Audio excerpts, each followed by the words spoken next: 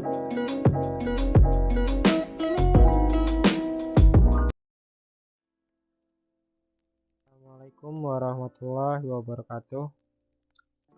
Kenalin, nama gua Fauzan.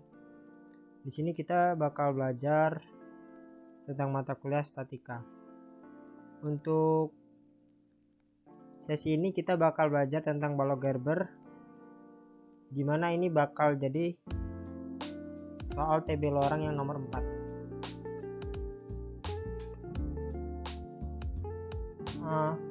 Untuk balok Gerber itu sendiri, kalau di struktur balok yang dia bentang panjangnya punya beberapa tumpuan.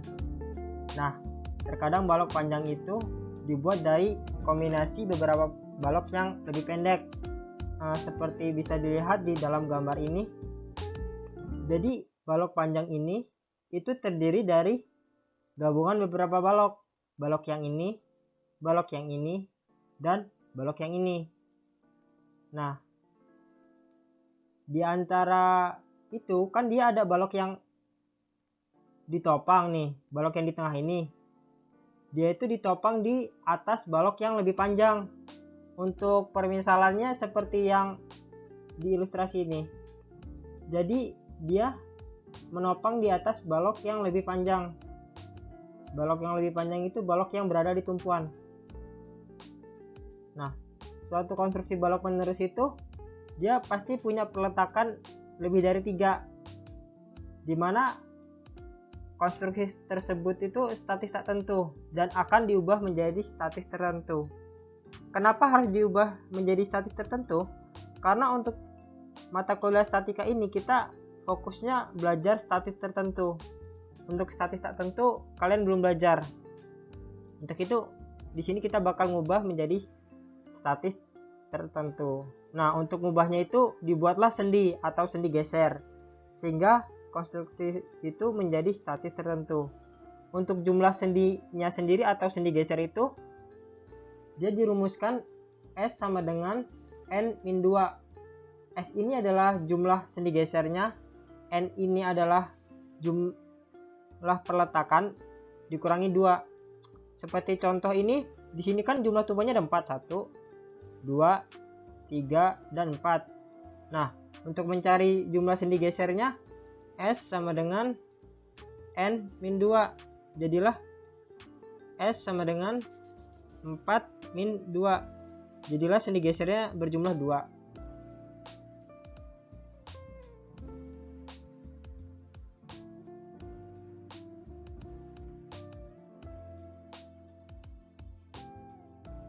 Nah, di sini kita bakal lanjut ke cara penyelesaian dari balok Gerber itu sendiri. Untuk cara penyelesaiannya, pertama-tama kita harus menguraikan balok yang panjang tadi, atau disebut juga reaksi pembagian balok. Untuk reaksi pembagian balok sendiri, di sini kita bakal ngubah untuk balok yang bertumpuan asli atau dia sendi roll asli, itu akan diletakkan di bawah nih, diletakkan di bawah. Untuk yang sendi tambahan atau sendi gesernya itu dia akan diletakkan di atas. Kenapa begitu? Karena kan dia di sini menopang nih. Seperti dijelaskan tadi kan, untuk balok yang bersendi geser ini dia menopang di atas balok yang panjang. Jadi dia tuh ditumpu oleh kedua balok ini. Jadi kita selesaikan yang tengah. Nah, nanti kita bakal dapat RS1 dan RS2. Arahnya kan ke atas. Karena sebenarnya untuk gaya yang berada di sini ini 0. Selanjutnya kita bisa ngelanjutin perhitungan ke balok yang di sini dan di sini. Itu kita dapat RS1 kebalikan yang di atas tadi, jadi ke bawah. Dan ini juga ke bawah. Jadi nanti untuk perhitungan selanjutnya kita bisa nyelesainnya gini kan. Di sini ada tumpuan, di sini ada beban merata. Nanti di sini dia bakal ketambahan reaksi RS1 yang dapat dari reaksi yang di tengah itu. Nah, begitu juga yang sebelahnya. Untuk urutannya, misal di sini setara, terserah kalian mau mengerjakan yang kiri terlebih dahulu atau yang kanan.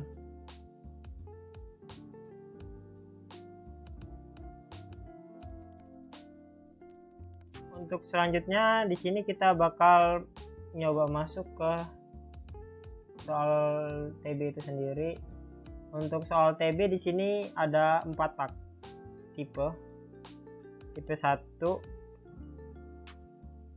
tipe 2, tipe 3, dan tipe 4.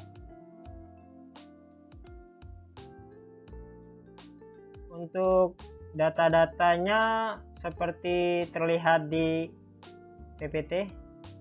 Untuk beban, jarak, beban berjalan, pertanyaannya seperti ini. Ada 3 poin A, B, dan ini bukan A ya, ini C. Sebelum kita masuk ke perhitungan, kita harus tahu reaksi pembagian balok dari tipe soal kita sendiri. Untuk tipe soal tadi kan ada 4 tipe ya. Di sini kita bakal belajar untuk pembagian balok tiap-tiap tipe. Untuk tipe yang pertama, seperti terlihat pada gambar. Untuk yang tumpuan memiliki sendi geser, seperti yang di kiri dan di kanan, itu dia terletak di atas. Dan yang tidak memiliki sendi geser atau sendinya itu benar-benar tumpuan, itu akan terletak di bawah. Jadi untuk yang sebelah kiri dia di atas, sebelah kanan di atas, dan yang tengah dia terletak di bawah. Dan jadi kita harus mengerjakan yang atas terlebih dahulu, baru bisa mengerjakan yang di tengah. Untuk yang tipe 2 sendiri, itu kebalikan dari tipe 1. Atau sama seperti contoh yang tadi di awal kita lihat. Untuk yang memiliki sendi geser, itu tetap diletakkan di atas. Dan yang dia tumpuan utama, dia diletakkan di bawah. Jadi kita harus menyelesaikan yang atas terlebih dahulu, baru bisa masuk ke yang berada di bawah atau balok yang di bawah ini.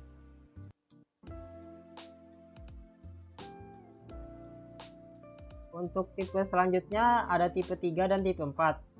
Untuk tipe 3 dia agak berbeda dari tipe 1 dan 2. Dia berada 3 tingkatan.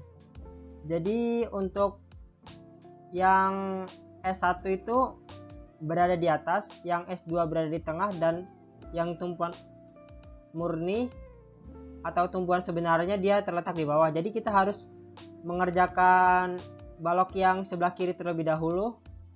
Setelah kita mendapatkan RS1 ini, kita bisa mengerjakan balok yang di tengah, dan kita akan mendapatkan RS2. Dari RS2 ini baru kita bisa mengerjakan balok yang ada di bawah atau yang di sebelah kanan ini.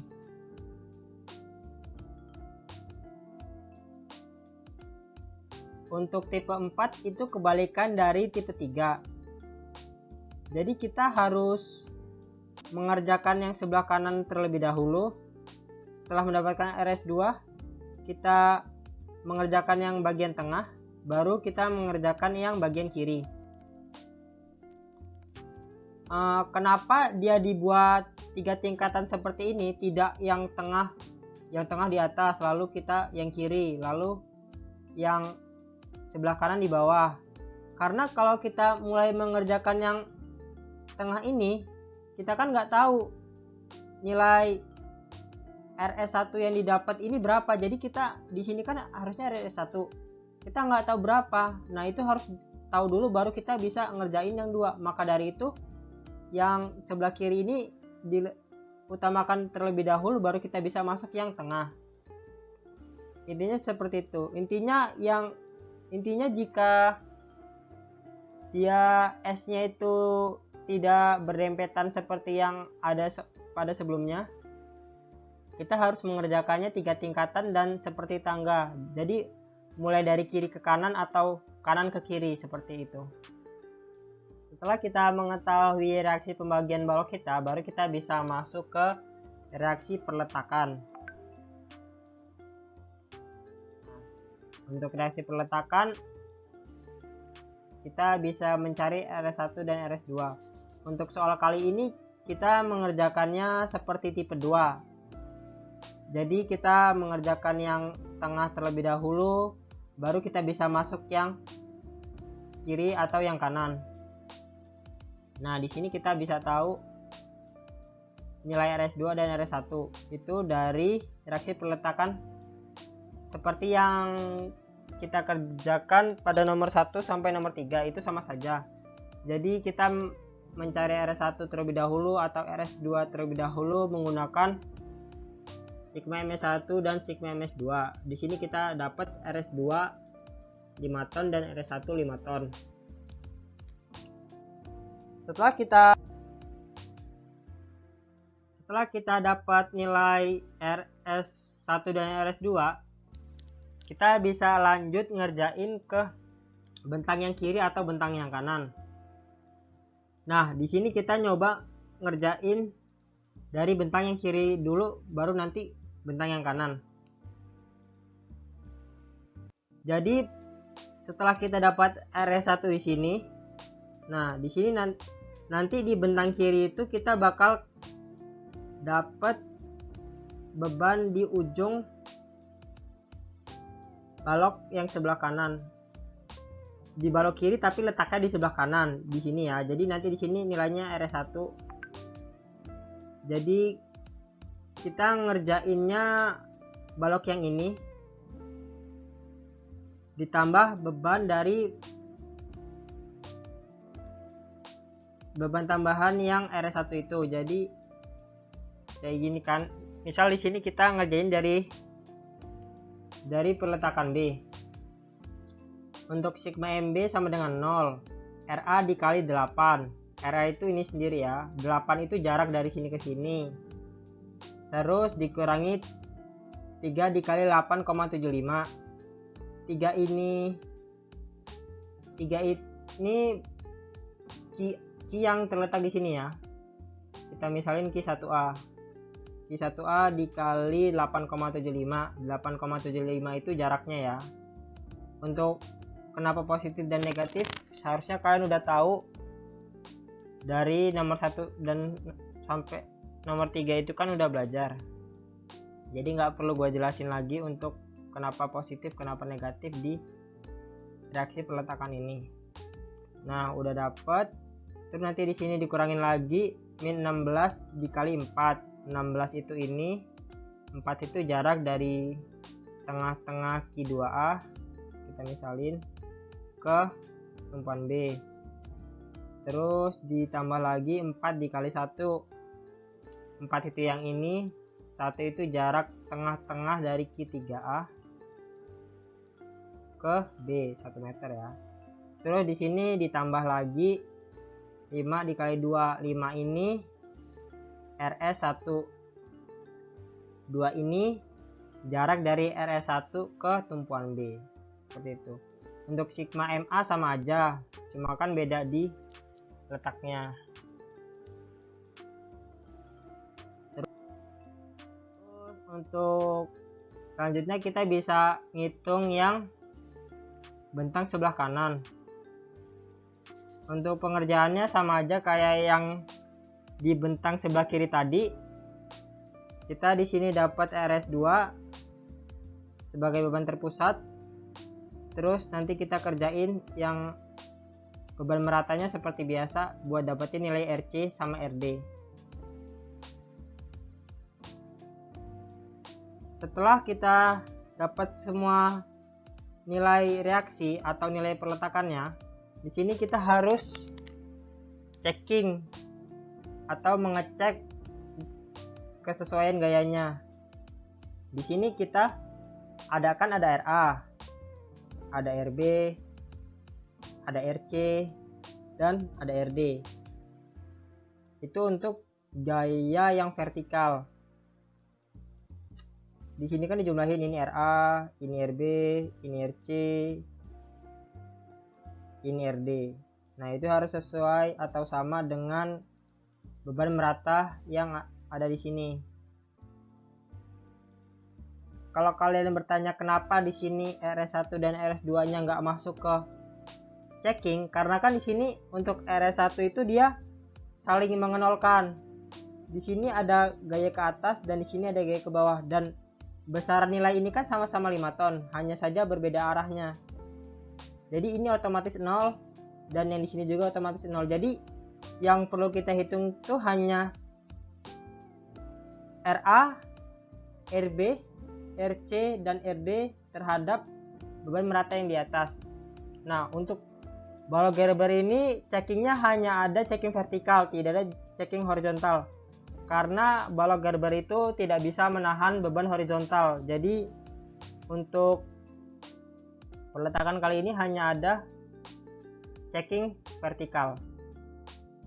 Nah, kalau kita udah dapat reaksi peletakannya, kita bisa ngitung bidang lintang sama bidang momennya.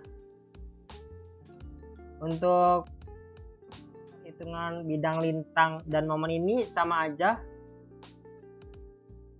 seperti yang ada di statika TB nomor 1, nomor 2, dan nomor 3, itu sama aja, nggak ada bedanya. Bedanya cuma di sini kan ada tumpuan yang lebih banyak. Untuk yang pertama di sini kita pertama kan ngitung buat bentang DA kiri. DA kiri ya. DA kiri itu berarti yang ini ya. Tumpuan A tapi sebelah kiri. Itu nilainya min 3 ton. Min 3 ton itu dari nilai Q yang ada di sini. Terus setelah DA kiri kita ngitung yang ada di DA, titik DA yang ini nih. Itu nilainya min 3 ton ditambah 9,53125 ton. 9,53125 itu nilai dari RA. Jadi untuk di sini kita dikurangi Q ditambah RA. Terus untuk DB kiri itu nanti untuk Q-nya Q yang di sini dan Q di sini tuh bakal mengurangi ditambah RA. Nih, jadi nanti di sini tuh bakal dikurangi beban yang ada di sini. Beban merata yang ada di sini. Itu dapatnya segini, 9,46875. Terus kalau udah kita bisa ngitung DB. DB itu sendiri kita nilai ini ditambah nilai RB. Itu hasilnya 9 ton. Terlihat ya. Untuk selanjutnya DC kiri. DC kiri itu yang terletak di sebelah sini, tapi sebelah kiri. Ini yang ini. Itu nilainya 9 dikurang 18 ton. 9 itu dari sini, 18 ton itu nilai beban yang ada di sini di antara B dan C, beban merata yang ada di B dan C. Nah, begitupun seterusnya sampai di sini ada nilai DC, nilai DC kiri, nilai DD kiri, terus nilai DD. Nah, di sini kan ada lintang yang memotong sumbu 0. Nih. Ini untuk bentang AB, ini bentang BC, ini bentang CD. Jadi nanti di momen maksimum dia bakal ada 3 momen maksimum. Karena kan untuk lintang yang memotong sumbu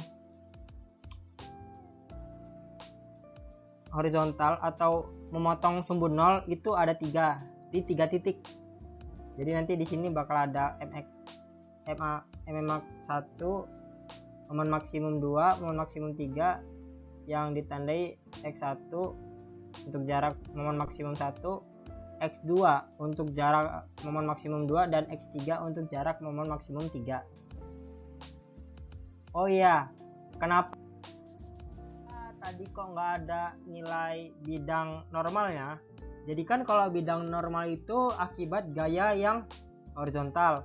Nah, untuk Gerber tadi kan udah dijelasin kalau Gerber itu nggak bisa nahan gaya horizontal. Jadi di balok Gerber ini nggak bakal ada bidang normal, cuma ada bidang lintang sama bidang momen. Untuk bidang lintang sendiri kan akibat dari gaya vertikal. Nah, selanjutnya kita fokus ke bidang momen. Untuk perhitungan bidang momen juga sama seperti yang ada di TB nomor 1 sampai nomor 3, itu sama aja, nggak ada perbedaan.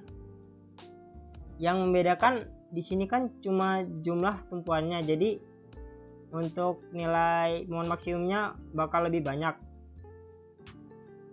Untuk perhitungan momen maksimumnya sama aja seperti yang ada di sebelumnya, tergantung kalian menghitung dari kanan atau dari kiri. Tapi kan kita harus tahu jaraknya terlebih dahulu, baru kita bisa ngitung nilai momennya. Kalau misal nanti di sini kalian lintangnya nggak memotong sumber 0, ya berarti nggak bakal ada momen maksimum. Jadi jumlah momen maksimum itu bakal ada kalau misal lintang itu memotong sumbu 0, seperti itu. Selanjutnya kita bakal masuk ke pertanyaan yang B, dimana kita harus mencari garis pengaruh dari Gerber itu sendiri.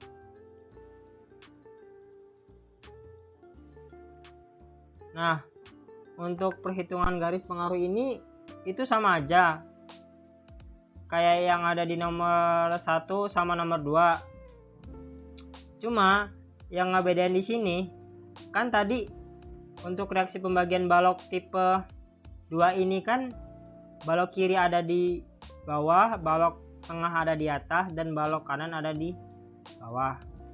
Jadi misal kita nyari di titik 1 nih, dapat nih segini kan. Nah, itu harus ditransferkan ke bentang yang ada di atasnya. Kalau misal gini kan. Jadi kita anggaplah ini kan batas bentang 2 nih, di sini batas bentang 2.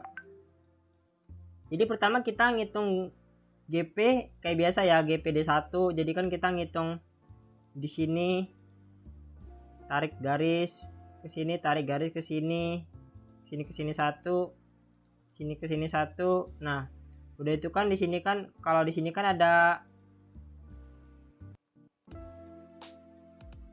overstake, jadi harus diterusin ke sampai pokoknya dilurusin aja sampai mentok. Nah, untuk ke S1 untuk transfer ke sini, pertama kan di sini juga ada nih, di sini kan ada overstake juga, jadi harus dilurusin dulu. Terus udah lurus nih, terus kan ini batas S1 nih. Nah, kita harus masukin ini ke bentang S1 S2 atau bentang yang tengah. Itu kita tinggal tarik garis dari ujung ini ke titik 0 di S1.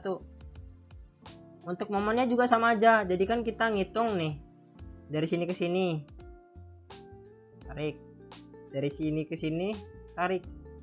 Nah, kita dapat, terus kita sambungin ke overstake, terus tarik garis ke titik 0 gitu. Intinya sama aja, cuma kita harus transfer GP itu ke bentang yang ada di atasnya atau bentang anakan. Kalau misal nanti tipe kalian tipe 3, jadi tipe 3 kan kayak gini. Tipe 3 untuk bentang kiri itu di atas, bentang kanan, bentang tengah di tengah, bentang kanan di bawah. Kalau misal kita nyari di titik 1, berarti kita nggak usah ditransfer ke bentang 2. Kenapa nggak ditransfer? Karena bentang 2 ini lebih rendah daripada bentang 1 atau bentang yang di atas. Jadi cukup yang di sini. Tapi kalau misal ini tipenya tipe 3, tipe 4, kayak yang bentang kiri ada di bawah, terus bentang tengah di tengah, bentang kanannya ada di atas. Jadi GP yang udah kita dapat di sini, misal ini kita anggap di sini nih tipenya tipe 4. Jadi kita udah dapat GP yang di sini, udah dapat, kita transferin ke sini, terus transferin lagi ke sini. misal ini anggaplah di sini peletakan biasa, jadi nanti kita sambungin lagi sampai sini, terus nanti kita hubungin lagi ke titik 0 gitu. Begitu juga yang di momen, kita hubungin, terus nanti kita masukin lagi sampai titik 0 gitu. Jadi kalau misal kalian dapat bentang yang kayak gini, itu harus ditransferin ke semua bentang. Intinya bentang yang bawah itu harus ditransfer ke yang ada di atasnya. Tapi kalau kita ngitung bentang yang ada di atas, itu nggak usah ditransfer ke yang ada di bawah. Jadi yang ditransfer itu yang di bawah ke atas gitu. Untuk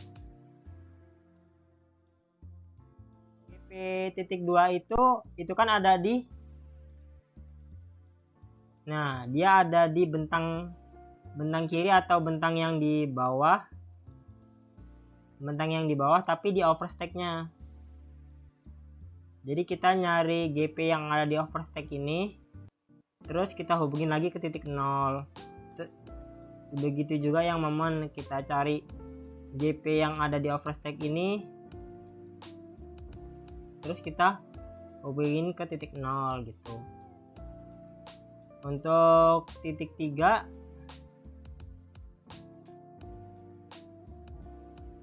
nah titik 3 itu kan ada di antara bentang C sama bentang D, atau bentang yang ada di bawah kan, bentang yang di bawah nih. Jadi kita harus transfer ke bentang yang ada di atasnya. Jadi pertama-tama kita harus nyari GPD yang ada di bentang CD ini dulu.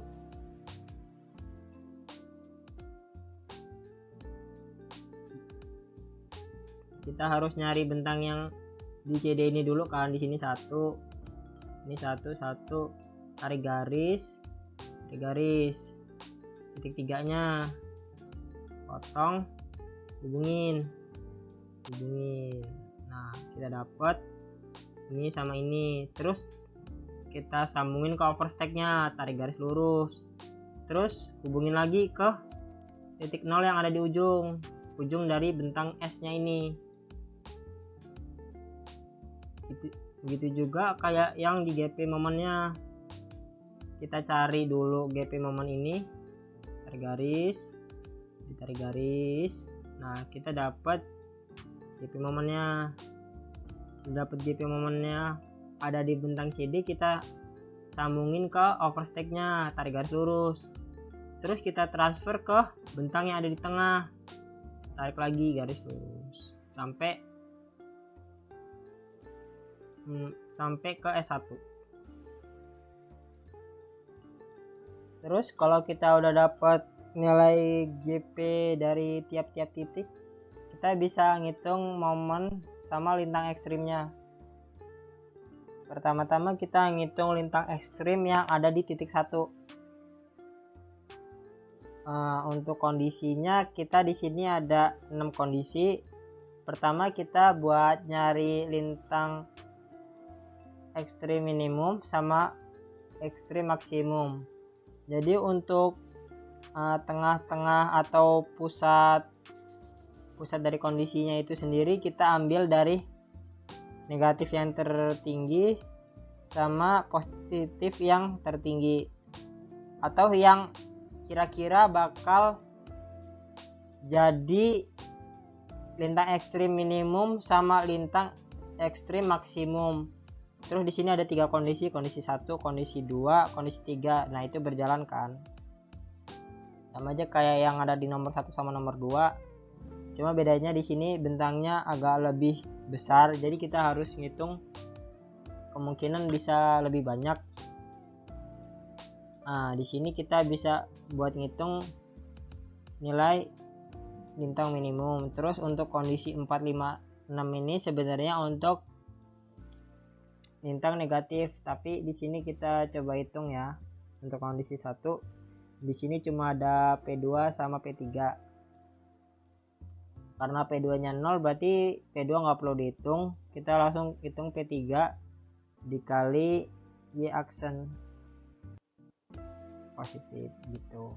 Itu untuk lintang positif kondisi 1. Untuk lintang negatif kondisi 1 berarti kayak yang P2 nya gak usah dihitung, berarti P3 dikali Y yang negatif atau yang atas. Kalau yang tadi kan dikali yang positif yang di bawah. Untuk lintang negatif kita ngitung yang positif negatif. Terus kita lanjut kondisi 2, 3. Terus untuk kondisi 4 kita langsung ke lintang positif aja, karena kan di kondisi 4 ini kan dia nggak ada nilai lintang yang negatif, jadi kita otomatis langsung hitung yang positif. Tapi kalau yang kondisi 1, 2, 3 tadi kan ada nilai positifnya nih, jadi kita harus hitung positif sama negatifnya. Nah, terus dari perhitungan 6 ini kita bisa dapat nilai lintang positif maksimumnya itu kita dapat di kondisi 5 sebesar 1,3 ton, dan lintang D1 minimum atau lintang ekstrim minimumnya kita dapat di D3 sebesar min 4,25 ton. Untuk kalau tadi kita udah ngitung lintang ekstrim, selanjutnya kita bakal ngitung momen ekstrim. Untuk momen ekstrim itu sendiri ada 2, momen ekstrim maksimum dan momen ekstrim minimum. Untuk momen ekstrim maksimum itu dia momen ekstrim dengan nilai tertinggi. Untuk momen ekstrim minimum dia momen ekstrim dengan nilai terendah. Untuk di sini karena di sini ada bentang positif dan negatif, berarti di sini bisa dicari momen ekstrim maksimum sama minimum. Untuk momen ekstrim maksimum berarti kita harus naruh pusat kondisi itu ada di titik positif yang tertinggi, atau kemungkinan penggabungannya atau total dari P dikali Y nya itu positif tertinggi. Untuk di sini kemungkinan bakal ada di bentang ini, atau kita pusatin di titik Y1. Untuk teknik perhitungannya pasti kalian udah ngerti karena kan udah kalian kerjain nomor 1 sama 2. Nah, itu kan ada GP-nya juga. Jadi di sini kita ngelanjutin aja. Untuk perhitungan kondisi 1 ya sama aja, kondisi 2 sama aja, kondisi 3 sama aja. Nggak ada yang ngebedain dari nomor 1, 2 sama nomor 4 ini. Setelah kita ngitung 3 kondisi ini, kita bakal dapat nilai momen ekstrim maksimum. Untuk di sini momen ekstrim maksimumnya itu terjadi di kondisi 3, yaitu sebesar 8,5 ton meter. Nah, sebenarnya di titik 1 ini kita bisa ngitung momen ekstrim negatif, tapi di sini lupa dicantumin untuk perhitungan momen ekstrim negatif. Untuk momen ekstrim negatif di sini kita bisa pusatin di titik ini sama di titik ini. Jadi nanti kalian taruh kondisinya gini, terus gini, terus gini, terus ada kondisi lagi gini, terus gini, terus gini. Nah, berarti nanti yang negatif ada 6 kondisi. Jadi total untuk titik 1 ini sebenarnya ada 9 kondisi untuk ngitung momen ekstrim maksimum sama momen ekstrim minimum. Untuk perhitungannya gak gua jelasin karena kan lorong udah belajar di nomor 1 sama nomor 2. Untuk selanjutnya kita masuk ke titik 2, mulai dari lintang ekstrim. Karena di sini bentangnya cuma ada nilai negatif, berarti lintang ekstrimnya itu cuma ada lintang ekstrim minimum, dan kita di sini cuma ngitung 3 kondisi aja, karena untuk titik Y tertingginya itu terletak di sini dan beban berjalan kita cuma ada 3, jadi ada 3 kondisi. Kondisi 1, kondisi 2, kondisi 3. Nah, nanti kita dapat lintang ekstrim minimum itu ada di kondisi 3 sebesar minus 6,2 ton. Sama halnya kayak yang di lintang ekstrim, untuk momen ekstrim ini kan dia cuma ada momen ekstrim negatif. Berarti di sini cuma perlu ngitung momen ekstrim minimumnya. Ya, ada kita taruh pusatin di titik Y1 ini, berarti kondisi 1, kondisi 2, kondisi 3. Terus kita hitung dapat berapa dari tiap-tiap kondisinya. Terus kita dapat momen ekstrim minimum di titik 2 itu sebesar minus 5,2 ton meter. Kenapa lintang ekstrim sama momen ekstrimnya itu kita nggak perlu ngitung yang maksimum? Karena kalau kita hitung yang maksimum, pasti nanti yang maksimumnya 0. Tinggal kita taruh aja di ujungnya. Dapat kita 0. Jadi untuk kalau misal bentang itu positif semua atau negatif semua, kita cuma nyari momen ekstrim negatifnya, momen ekstrim minimumnya atau momen ekstrim maksimumnya. Sama juga kayak lintang ekstrim minimum sama lintang ekstrim maksimum. Kita perlu ngeliat bentangnya, kalau negatif semua ya minimum, kalau positif semua ya maksimum. Tapi kalau di bentang itu ada nilai positif sama nilai negatif, berarti kita harus ngitung ekstrim minimum sama ekstrim maksimum. Untuk lintang ekstrim di titik 3 itu sama aja. Kita di sini harus cari yang minimum sama maksimum. Jadi kita harus cari di yang positif sama yang negatif. Di sini untuk lintang ekstrim minimumnya terjadi di kondisi 3, yaitu sebesar minus 5,556 ton, dan lintang ekstrim maksimumnya terjadi di kondisi 2 sama 3, yaitu sebesar 0,33 ton. Kalau misal nanti kejadian kayak gini, nilai lintang ekstrimnya sama, yang positifnya, berarti kalian cantumin juga ada 2, berarti yang maksimum atau yang minimum.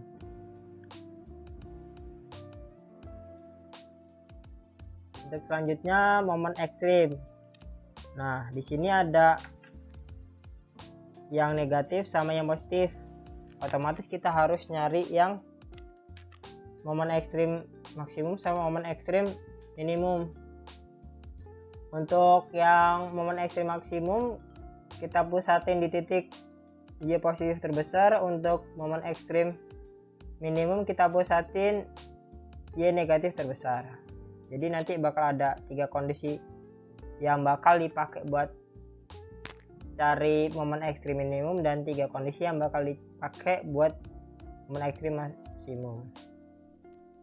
Nah, di sini kita dapat momen ekstrim titik 3 maksimum itu terjadi pada kondisi 6, dan momen ekstrim minimumnya terjadi di kondisi 2 sebesar minus 8,5335 ton meter.